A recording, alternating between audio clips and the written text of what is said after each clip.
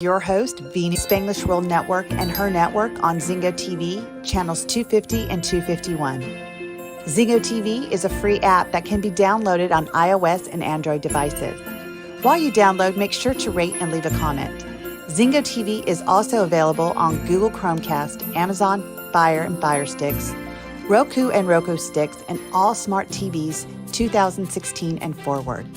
Redefine Parenting is a revolutionary approach to nurturing our children. Vini will bring you live experts, transformative insights, and a fresh perspective, all aimed at helping families worldwide truly understand their children. Together, let's give them a childhood they won't have to heal from. Hello to all my amazing listeners out there. I am so excited. I have waited to have this guest on my show for a while now.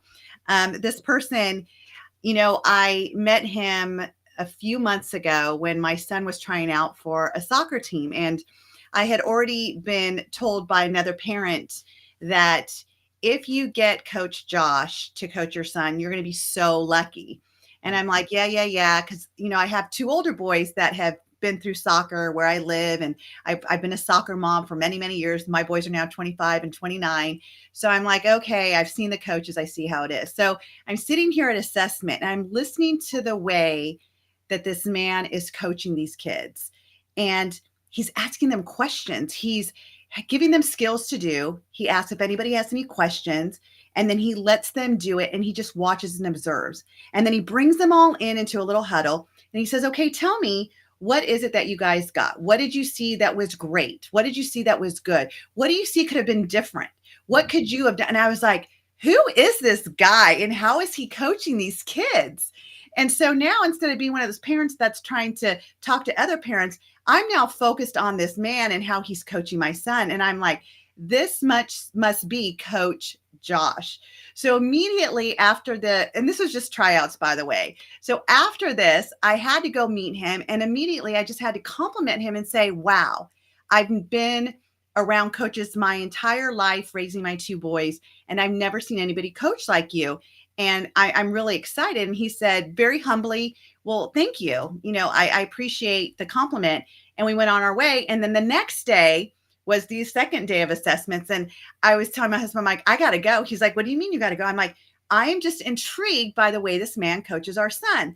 So here now, me and my husband are both intrigued and we needed to go. And so, after that, I just spoke to Josh and I said, Josh, would you please come join my show? Because I feel like you have a lot of insight to bring what we see as coaching on the field to the way we coach our kids. And so without further ado, let me just welcome Josh Newton to our show. Josh, thank you so much for taking time to be here. Yeah, it's so good to be here. And I'm humbled once again. So just thank you for the kind and sincere compliments. Super excited to be here, have a conversation to see what influence and impact people can pull away from this.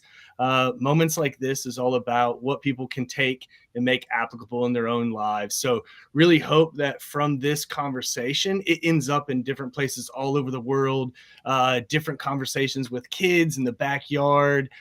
So really, really excited just to see some of the impact that people can take away and see what's useful for them in their lives. So yeah, beautiful. And what we wanted to talk about is, pretty much progress over perfection, the pressure that us parents have for our kids to be perfect versus looking at the progress that our kids are making on and off the field. Yeah. So I think a little bit of my background, I have been working with kids for the past 25 years. I worked in the nonprofit industry for about 20 years specifically, just mentoring, developing kids in underprivileged situations, in great situations from all different backgrounds. So I feel like I've got maybe some really good experience and good insight to be able to see patterns that have happened over the cross those 20 years. And so that's what kind of brings this conversation to life today. And so really we're talking about progress and then we're talking about perfection and that tension that both of those kind of create. And I think one of the first things that we have to do to have this conversation is really recognize how much kids are under the pressure of perfection. And by no means do I want to sound cliche by this. but we have social media, which only the best survive, only the best thrive. Those with the greatest numbers are the ones with the greatest qualities. Now, we don't get to see what's behind the screen, but what's presented to us is this model of perfection. So kind of from just right then and there, we're kind of communicating in a subconscious, non-verbal way that perfection is where value is, it's where identity is, it's where belonging is. So it really puts kids at a very, very young age, before they can really even understand identity, belonging, community. Those things are just inherent, but they can learn at a very young age. That's what I need. That's what I'm supposed to be.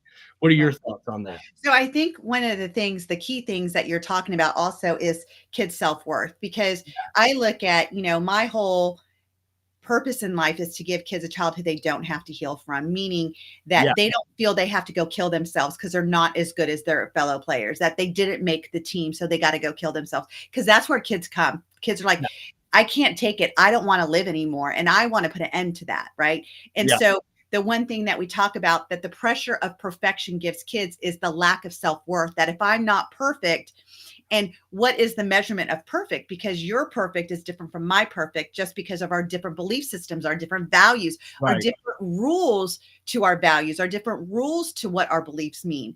Yeah, And so immediately there is no correct measurement tool of perfection. And yet these kids had this ideology that I have to be perfect in order to make the team. And if not, then I'm not worth it the minute they did it. So like, we'll even go to the example. I know that you said, hey, why don't you have Samuel try out for the ODP? yeah, But the I want to let you Olympic. know, it's not that, don't have the hopes he's going to make it. Give him the opportunity to see what the expectation is, and to give him his own measurement tool. You said to give him his Yeah, own measurement tool of where he's at. And if he really wants it, where does he need to strive to be? And yeah, honestly, he could make it, because you weren't saying he couldn't. You just also didn't want to put that, again, the pressure of, yeah, oh, you have to be perfect to make it. You explained it to me as a parent to say, he needs to create his own measurement tool of what he really wants. Because I came to you and I said, Josh, my son wants to be in the World Cup when he's a teenager. And right. you're like, great. Yeah, So, what is he doing to get what he wants? yeah, How bad does he want it, pretty much? And I said, that's a great thing. And that's when you brought that up. So when the positions came out, yep, your son made it, and we had another fellow local yep, person make it, which yep, was great. yep, very And cool. my son wasn't upset. He was happy for the two that made it. Yeah, And he's like, here's what's great, Mom. He says, I know that there's room to get better. yeah, yeah. And that's That a was my really, yeah, that's a huge indicator of like progress, of being a progress minded person. Um, yeah. And so like, as we're talking like about this, and we're bringing it from like, not just, we're talking about from like a social standpoint, but now moving it to the sports world. Even if you watch sports news networks, sports TV, every broadcaster, they get clickbaits on either praising the perfect person or criticizing and just articulating every little mistake that somebody else made on the field. And so now when we have this, like, social media is pointing us to perfection, but also like within the sports world, we have this double layer that we're going to praise the perfect and we're going to criticize the mistakes Yes. of both.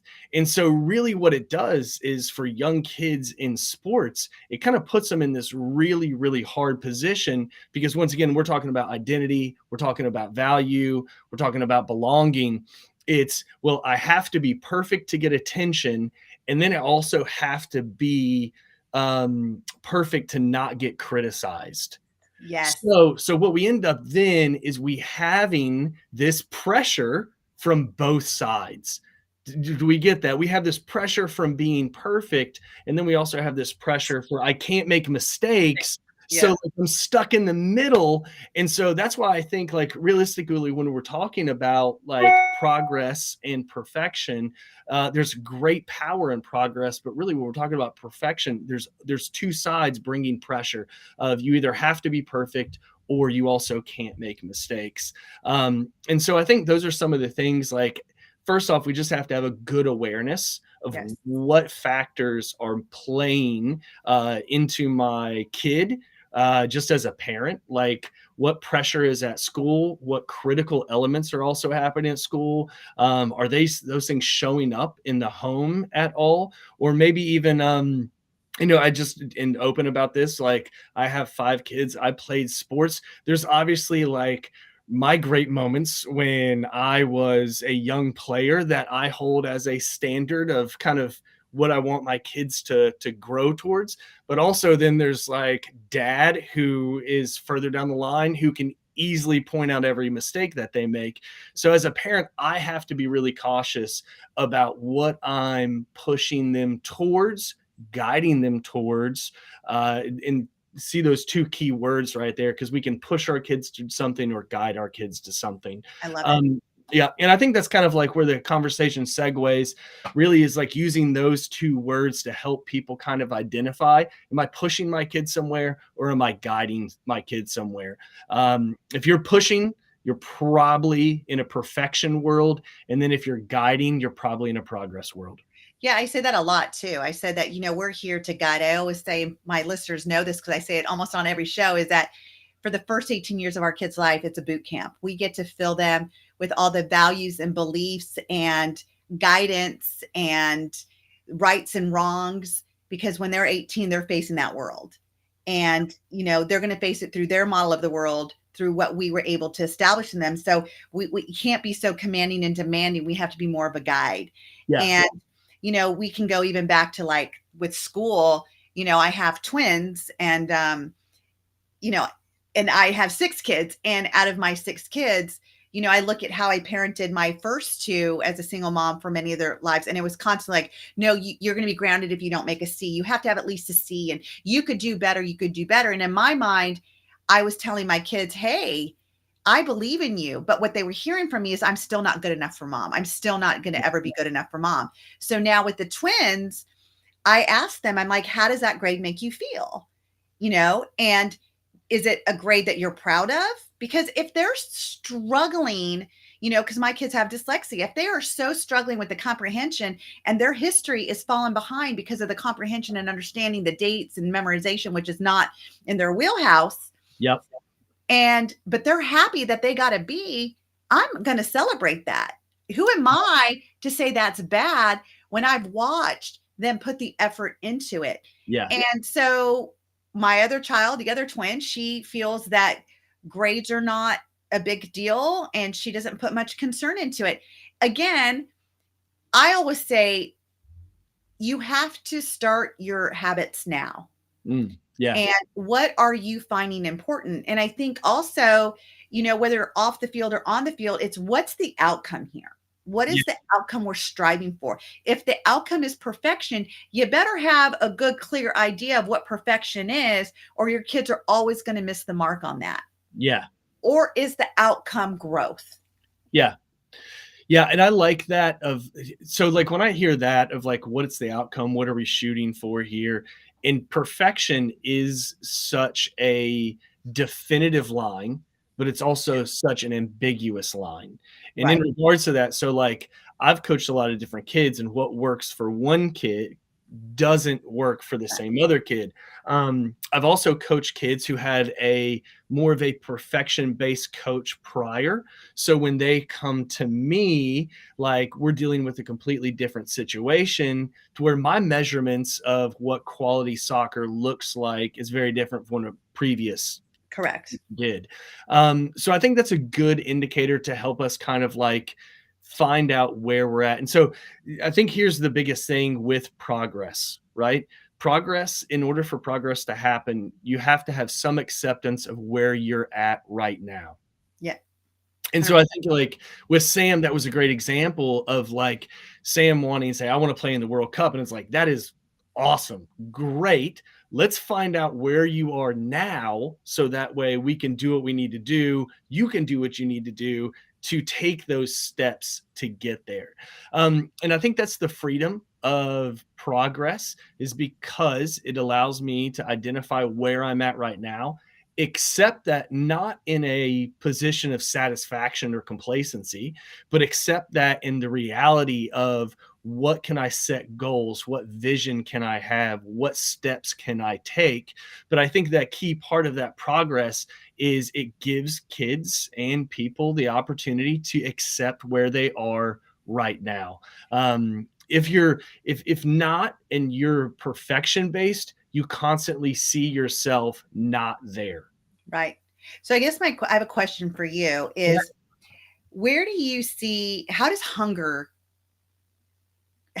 created in kids? Because I look at your son, and I even shared this with you, is that I was watching something on either your Facebook or your wife's Facebook about how he made a challenge of, I don't know if it was how many dribbles or touch or something that he could do with the ball. Yeah. To me, it was like a very big, audacious goal, which I always inspire people to make, right? Make your goal. If whatever your goal is, 10 times it, because it's not big enough. Yeah.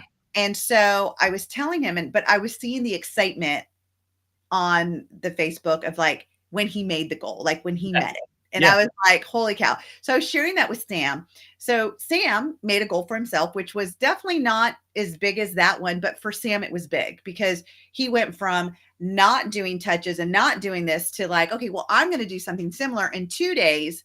And he cut the number down, and to see the excitement that he made it. So your son influenced my son, but it influenced my son to be hungry for it, And so that's why that question comes, because, I mean, it's easy to say, oh, because it's the coach's son. But when I asked you about that, you said, no, I don't. It's not that he's the coach's son. It's something innate in him that he wants it. Yeah. And I think there's pieces like, here's what I would say, like every kid is going to respond to their parent. Sure. Just super simple. So like as parents or guides or coaches, like we have this power that kids are going to respond to us positively or negatively. So I think that's an important part as a parent, as a coach, like you're in the power seat of response. You can guide some of those things. So I'll kind of answer a little bit of like my own personal take, how I use this on the coaching side, but also how I use it on the parent side. Yeah. Yeah. So like my son's going into middle school, and like, it's cool in middle school for, if you're a guy, to have a chain. Like that's what, that's where that's your comfort zone. You have a chain on, you feel like you safe. Made it. You're good. Yeah. It's like I'm entering in middle school. Nothing's going to happen to me if I have a chain on. Like it's your safety zone. So he wanted this chain, and he kind of shared with me, and honestly, it was like $20. So we're not talking like anything astronomical. And I think this was done on August 1st. School started on the 28th. And I was just like, all right, and well, if let's set a goal. And if you reach that goal, you can get a chain. And so I try to use moments like that. Nice. My kids want something, and I always attach it to it being earned, not given. I love it. So some of where that hunger comes from is a bit of confidence that my work is rewarded, and I'm not doing this in vain. I love it. Like, what's the difference between somebody starving and somebody being hungry? The starving person is probably not going to eat. Right. The hungry person is going to eat. They're going to find a way to find food. Correct. So like there's a lot of kids who are starving, who are wanting to be great, who are wanting this accolades or wanting to be on the best team. But the differentiation is I'm hungry, which is I'm going to like work, I'm going to eat, and I'm going to find progress to get myself there. Right. That's So a great metaphor, by the way. Like, great metaphor. yeah. Yeah, I think that's like a significant difference of both of those kind of have the same origin. Like I'm starving and I'm hungry, but they can be two totally different things, but in some cases it's the same feeling. I also feel like one is staying in the victim.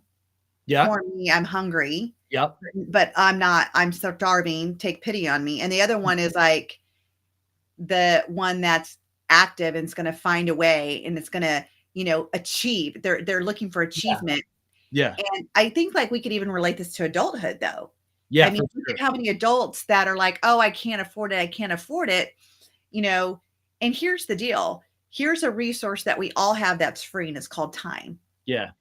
And it's, do we value time enough to be hungry? Yep. Or are we taking advantage of time to stay starving? Yeah. Yeah. No, Because I am where I am today because I was hungry to grow. And most people that know me and know my story, living paycheck to paycheck, telling my kids, hey, I can't afford to get, meat today because it's not payday, but next week I get paid and I can go get some ground beef on sale. Yeah. Like that was my story, like seriously 17, 18 years ago to now, it's I can't even fathom that. It's like literally a story, I'd say, because I was hungry for it. I was going to find a way to be better than I was. Yeah. And now I've passed that on to my boys that, are my son works. He has another kid on the way. He has one kid already. His wife gets to stay home with the kids because my son has learned that work ethics that you got to be hungry for what you want. You can't just sit there and say, oh, poor me, I don't have it. What are you willing to do to go get it? Yeah. And I think, okay, so some of those things, I love this. This is great. So like some of that really comes back down to that mentality of like, I want perfection or I want to make progress. One of the like kind of topics right now around like Gen Z and the alpha generation is like this perspective of a dystopian world.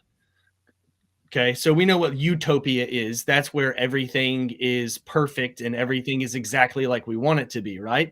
And so then like Gen Z, even a bit of like when we're talking about millennials and alpha, they have this dystopian worldview to where like nothing good's gonna happen. So why should I work for it? Because no matter how hard I work, I'm never going to be able to make it or find something good.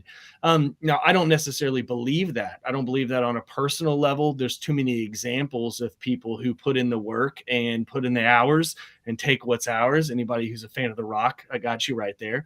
And so like, that is a tension with these young people. So like, I'm going to like bring up that idea and then kind of refer back to like this example with my son. So he wanted this chain. So I was like, all right, look, if you do 30,000 juggles with the soccer ball, I'll get you the chain. And I kind of mapped it out. I was like, look, you can easily juggle the ball 60, 75 times without it dropping. We kind of measured that out.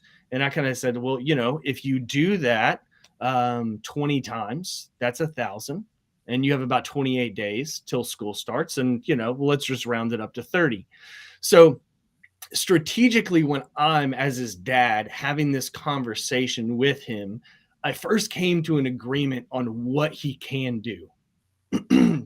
Does that make sense? So like, well, we both know and we both agree that you can do 75 juggles consistently, right? So now once we have that agreement as parents and with our kids, it gives us a really strong platform to now build on.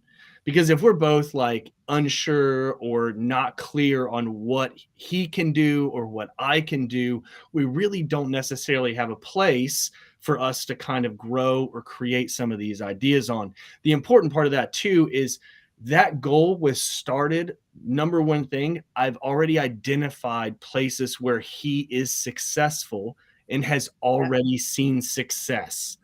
So I instantly got mental buy-in from him because I'm like, oh, well, you can already do this. Like you're already capable of doing this. These are already things you can do. I'm not asking you to do anything you can't do. What I'm asking you to do is more of what you can. I love that. So I just want to pause there for a No, second. I knew that was coming. I was like trying to drop that right there. Yes, more of what you can already do. Yes. That is setting your son up for success. It's creating that winning environment for him. So he already doesn't have any doubt that he can't do what you're going to ask him. 100%. But that goes the same thing with like adults and people. Like Yeah. to me, that's like one of those magical brain switches when you have conversations with people. It's like, listen, it's not about what you can't do. Just do more of what you can do. Love it. And so those are things when like there's like the 80-20 rule, right? You know what the 80-20 rule is. And so when people kind of push that to different ways where I'm going to spend like 80% of my time with like the 20 most, you know what I mean? The 20% people in my life. Well, to me, I'm like, I'm going to spend 80% of my time getting better at what I already am good at. Right. And spend 20% of my time on the stuff that like, you know, I'm not working on. And the reason why that does is because like success or progress is really, really contagious. Yes, it is. And so once we can have one step of progress, it gets really, really contagious. And that's where that hunger comes in. So I'm kind of like trying to tie it all back into your. No, I love it. And so like, you know, for Love It, we already kind of established what he could do. So I'm not asking him to do anything that he can't do. So like day one, now granted, he's got to do 30,000. So day one, I think he did 7,000. And so like he's 23 away. And then the next day he did 12,000. And then the next day he did 11,000. And then he was done. And so this kind of, you know, goal we set out before him to where he had a time limit of 30 days, but it just goes to show once you see that you can be successful, that you can make progress, it gets really, really, really, really exciting and it becomes contagious and you're hungry for it. And then that's one of those like your kind of brain psychology takes over because we're wired as people to move forwards, not backwards. Yep. You know, we are like created to move and flow and grow and go. So we're always moving forwards. And so like then that natural part of who we are as human being kicks in and almost is like it's the cool moments of overdrive. So that kind of is like a good example, but I think it parallels really well with not just my kid or kids, but just with people in general. How do you find some growth? And not to keep talking, but to land it here is if that goal was really based on perfection of where I set perfections of standards of me asking him something he couldn't do. Right. Or I put a more rigid timeline on it. Or I said he had to do it only between these hours. Or I said it only had to be in this spot, or he had to use this specific soccer ball. What I did was progress is let's remove a lot of these limitations and rules. Yep. I was just going to say that. That we don't have to follow. Let's break rules, even if we want to, in a sense, and let's see what we can do. I think that is so important. So he now probably does he still wear his chain, by the way? Yeah, he does. He still wears his chain. Because he probably wears it with a lot of pride now too. And again, I'm big on kids' self-worth and look at the worth that he just established in himself for being able to earn it versus being able to give it. I have another client who makes so much money and his son wanted an electric bike and his friends got electric bikes for Christmas and birthdays and whatnot. And he just went to his parents. He's like, but why can't I get it for my birthday? They're like, if you earn half of it, we will pay the other half. Yeah. And he was so down on his luck because it was a push. It was more of the starving, right? Versus the hunger. Yeah. And so I started coaching him and I was starting to see what is he already capable of doing of making money? Yep. And how could he do it in a time and to look at the low lying fruit, you know, stop going and waiting for the big things to come. You know, you can get it quicker. Yep. If that's your outcome to get it quicker. if you would do what you can do. Like he gets $30 a car to wash a car. His parents had 2 and he can wash it every week. That's $60 in like 2 hours that you just made at 14 years old. Right. Like stuff like that. Yeah. So it was like 3 weeks. And I said, look, I bet you if you did XYZ, you could have that bike. It wasn't even like, and we said like 3 weeks. Yeah. I think I was gone. It was like a week and a half later. I get this text message. I was out speaking somewhere and I get this text message from his mom. And she's like, he just wanted me to send this to you. And it was his new bike. And I was like, oh my gosh. And he had the biggest grin on his face. Right. Because he had to earn it. And he did it. We said about 3 weeks. He did it in a week and a half. Right. And again, it's the same thing, is that he got excited. The more money he was making, it made him like, wow, that was easy. I want to go do more. And wow, I could actually get it quicker if I did this, this, and this. Yeah. And it was kind of the same thing. So it goes off of the same story in a different manner, is that, are we teaching our kids to be hungry for it? Or are we continuing to let them just starve for it? Yeah. No, yeah. I think that, and like, to me, that goes back to like, hey, what can your kid do? And where can you help him find success and what they can already do?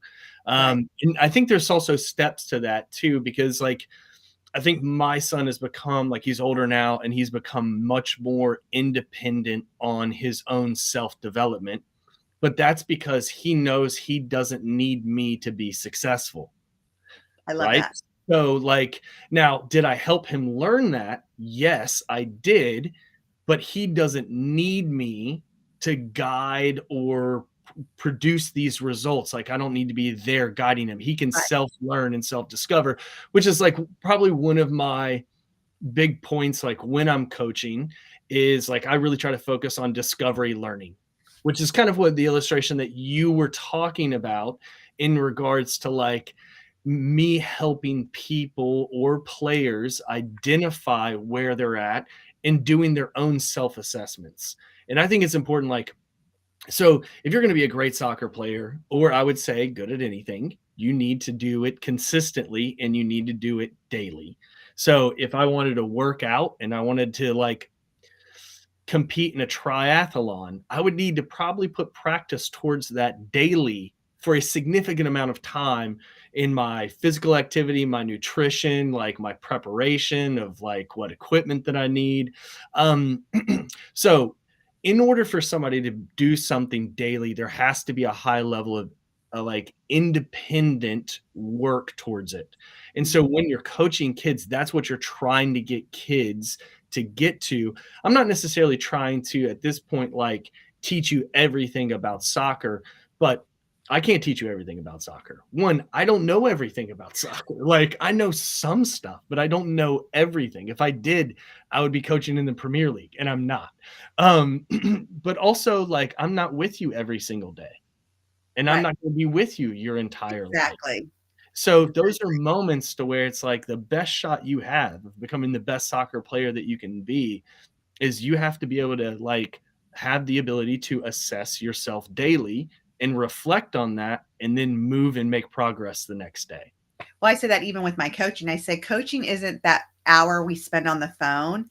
Yep. Coaching is what you do with that hour the rest of the week before I see you again. Yes. So that's where the coaching is. It's, you know, us talking about the skill level and what you can do to make progression in your life. Because one of the things that I teach, you know, my clients each and every day is that there is no perfection. Like if we're going to strive for perfection, we're setting ourselves up to lose. Yeah. Because perfection by what standard and whose standard and what's the measurement tool we're going to use. So it's, let's shoot for progress. What would progress look like? What would you be able to do tomorrow that you could celebrate because you did something that you didn't do before?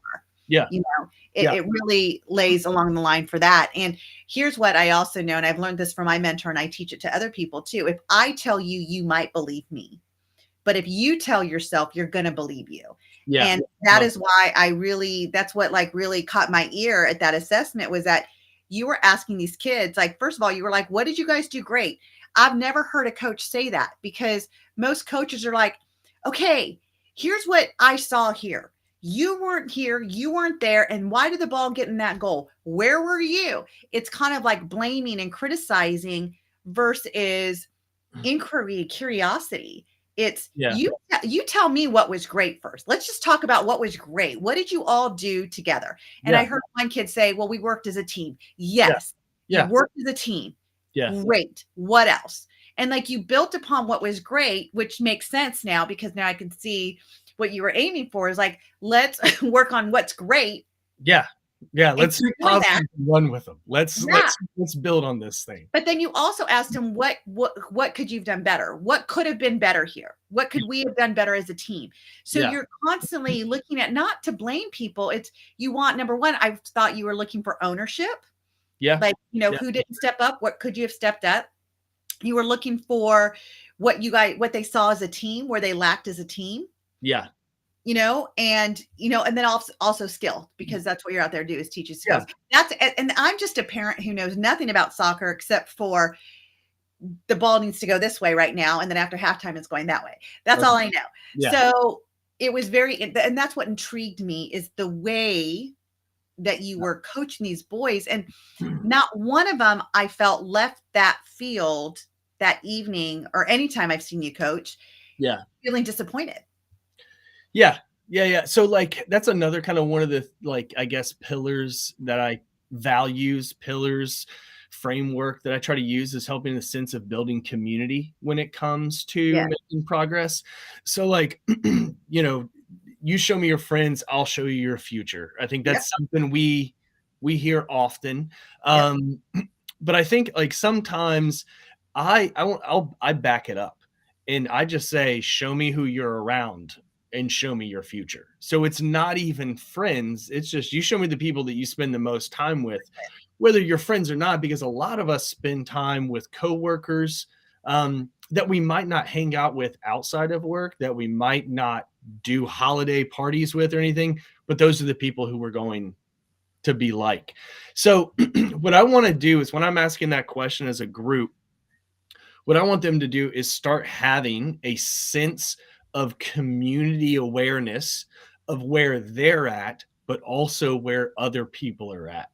Now, kids who are very perfection focused, they have a hard time in those moments. All teams have a hierarchy, right? There's always going to be somebody who's here and somebody who's here. Not necessarily what I always use the word is in development. This person's just made more progress. You're here. That doesn't mean you can't make that progress. They've just made that either faster or earlier. But that's what I mean by that hierarchy. Yeah. Does that make sense when I say that? Kids who are perfection based do not like that. Do not like that at all. Yeah. They have a really hard time. And here's how you know. If your kid is emotional at soccer games, they're usually, or anything emotional, if they respond emotionally, they're perfection oriented. If you see your kids respond, or a kid respond with aggression, so like we all see that soccer game or the sports game, and then all of a sudden one kid just gets overly aggressive. Yep. That's a very perfection reaction. So here's another one is if you see kids becoming socially dependent, that's a very perfection-oriented way, because if I can't perform to perfection, what I'm then going to try to do is make this training session a social situation, right? So it avoids me having to deal with where I'm falling short. Right. Does that make sense? Yeah, it's an avoidance tactic. Yeah, it's 100%, and it's avoidance tactics. Or you see kids become super hyper focused on one thing. So like you'll see like a cool soccer move is like a rainbow where kids try to flick it over their head. Yep. And then that's the only thing they're practicing throughout all the different pieces. So those are some indicators. And I think as a parent and even as a coach, like if I'm going to become the people who I'm around, like what are some indicators of whether this person's making progress or this person's focusing on perfection? And that's kind of that group scenario within that soccer team is. So let me ask you a question real quick, Josh. Yeah, go ahead.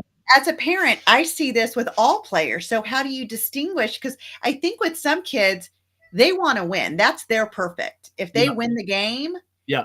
they were perfect, right?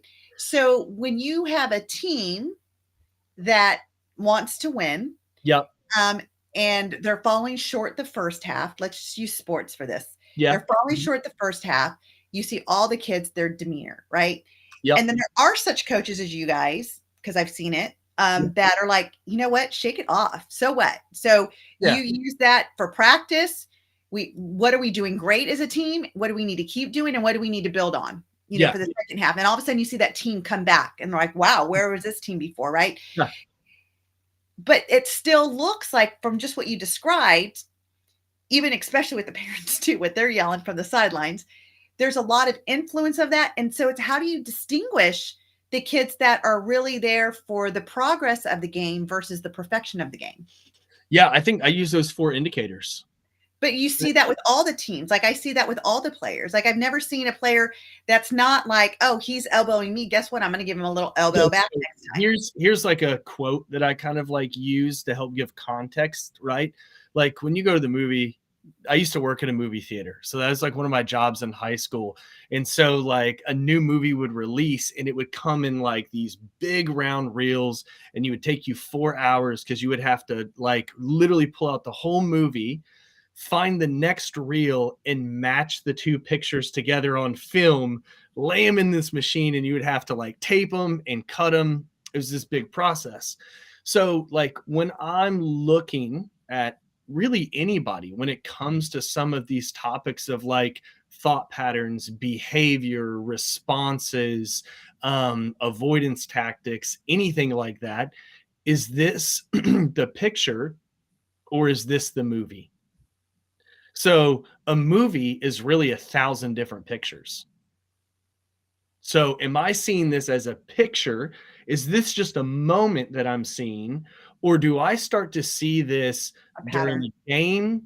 Do I see this at practice? Do I see this with other coaches? Do I see this with parents? Do I see this with certain people and not other people? Do I only see this with this one significant person? So as a coach, like, you're not looking at just this one individual moment. What you're trying to get a good idea of is like the 360 of psychology in sense of social, emotional, all those different pieces of kind of like where this person at, what patterns show up. Does that kind of Yep. No, that does. So as a parent, then when we're at a game, we're only getting a snapshot then, versus as a coach, you get to see them around different players. You get to see them at practice. You get to see them on days that are cold versus days that are hot. You get to see them at games. So it's definitely, what my mentor says is pattern recognition. It's like everything that we do have patterns. Yeah. And if you want to change a behavior, you have to be able to recognize the pattern first and change the pattern to change the behavior. Yes. Which I'm going to circle back around. Like, the key part about progress is just accepting where you're at now. I love it. 100%. You know what I mean? Like, that's where it's like, progress, but where am I right now? If I don't understand the pattern, if I don't locate myself, like, I can't make progress anyway. Yeah. So I think, to me, the whole progress part is acceptance. Like, maybe like I have controlled the narrative of my journey. Maybe I'm somewhere in my journey where stuff has happened to me that was out of my control. Regardless of whether you're rolling that, there's still a piece that you can accept. This is where I'm at right now, and I can do something about it. Love it. Love it. Love it. Love it. I love that. But I also love that you're one, because I know that you're a teacher also. So you get to see this at schools too, like with your students and stuff, right? Yeah. Yes. And I think it would also, when you start to recognize patterns, you could also, you're able to help kids. You're able to help them see. How do you, as a teacher, as a coach, as a dad, how do you help kids start to recognize their own patterns so they can change it? Well, okay, I'm going to say this first, because I think this is somewhat of an important dynamic to like segue into this pattern. So I'm a high school teacher, and I specifically work with within the EC world, which is exceptional children. So this is students who have IEPs, which is an individualized education plan. And what we're here as a school to do is provide accommodations for students who who have difficulties learning, behavior, emotional pieces. And so kind of one of my roles at the school in the EC department is they come to me for a whole class period, and I help them work on their specific goals. And so we look at their other class grades. I ask them questions. Why did you do well in this assignment? What's wrong with this? Why was this difficult? But one of the things that I personally feel like is the greatest asset for my class is I give them a break. I will put on music and we can have 25, 30 minutes of free time to where, as long as you're not being disruptive, you have the freedom to choose whatever you want to do right now. So I think that is super important in creating a pattern. Okay. So, like, for me, I'm not so much in, because as a dad and as a coach, and I do think in regards to like my time within the nonprofit world, mentoring and working in leadership and that kind of stuff, like, I think sometimes people's patterns are not by design, they're 100% by default. Okay, so we're kind of like, we're picking up the two different directions right there. So, like, I've kind of found it a little bit faster, one, and a little less deep in a sense of opening Pandora's box. Because if I start going into what is your pattern, a lot of times, because people's patterns are just by default, it gets way too much into this blame, victim, subject to all this other stuff.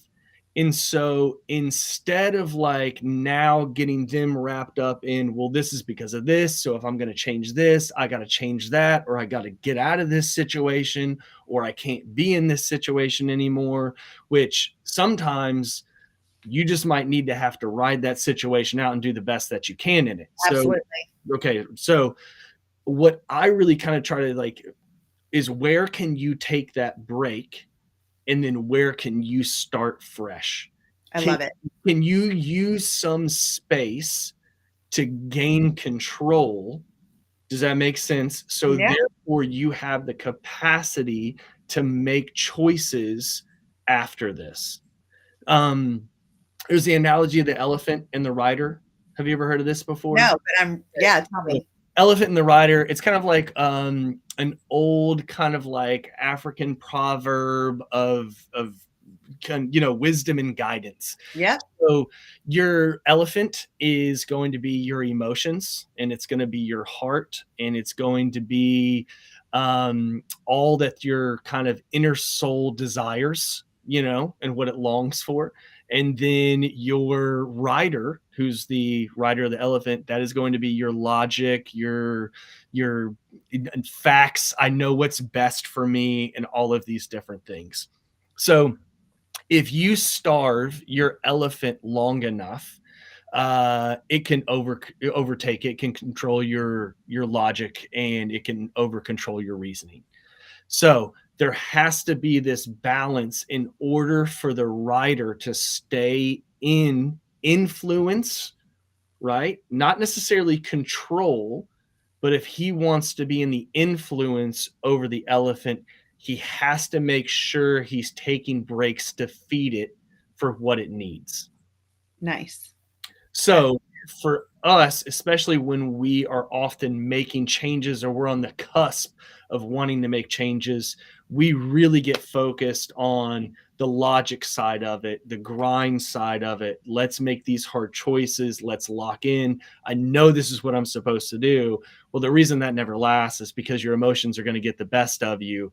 So I'm a big proponent of, where can you take this space to breathe? Where can you give your space the understanding that you are in control and you do have choices? I love that. And that's what we also, preach to any kid that's having a behavioral issue. It's like, take a breath. Yeah. Take a breath, just like, let's just stop. Let's leave this. And I talked about this on my show, I think last week, where I said, stop, reevaluate, refresh. Yeah. Like, let's just stop what we're doing. Let's stop the argument. Let's stop the upset. Let's reevaluate what's going on here. Are we trying to have control? Like how is our outcome changed to now wanting control? Because that's really where, when expectations aren't met and someone needs control, that's where the angst comes in. And let's refresh. Let's start over. Yeah. And it's kind of like what you're saying. And I think that is amazing that you say that.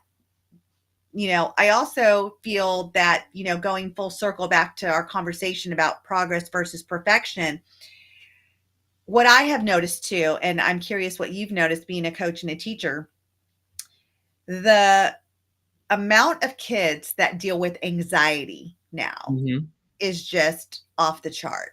Like it's just off the chart. Yeah. And it is, and I know we're running out of time, but I really feel it's that pressure of perfection that creates that anxiety of not knowing the right formula, the right way to make perfection, and the consequences internally that they're going to feel if they don't meet it. Yeah. And so like, I'll kind of like wrap up on my side. So I think perfection is all about control, right? Yeah. And that's where anxiety comes from. Is like, I can't control these situations. I can't control what happens to me. Progress is all about, to me, the acceptance of it. Why can you accept this? Because I can still choose. Yes. So perfection, I can't choose and I don't have control. But progress is I can accept things that happen to me because I can choose how I respond to them. I can choose where I go from here. And that's a beautiful thing when you can help kids where like you're not in control, but you still have the opportunity and power to choose. You can take steps forward. You can choose to do one step at a time. You can choose to put your shoes on. Like those are all pieces of progress. And I think there's a lot. I feel like we could talk for hours on this. Absolutely. And I definitely want to have you back because I think that this has been such a quality conversation. Like I literally am going to go rewatch my show because you dropped pearls of wisdom. I love the metaphors with the starving versus hunger. I love the strategies that you actually were able to give our audience worldwide, just how to create that hunger in our kids, just by being an influence. And, like I always tell my listeners, be curious, not critical. Yeah. Because when we're curious, we're able to influence our kids more because they don't feel judged. That's great. I love it. So thank you, Josh, again for being here. And I can't wait to have you back. It was an honor. And have a great night. Thanks. Thank you for joining us on another episode of Redefine Parenting with 𝐲𝐻𝐻. Follow her on Instagram at 𝐲𝐻𝐻Inspires. To learn more about 𝐲𝐻, as well as download her free ebook now, go to www.𝐲𝐻𝐻Inspires.com. This show can also be heard on Spanglish Radio Network. Please check out www.spanglishworld.ca for all your news and programming. Spanglish World. Watch it, hear it, read it, download it.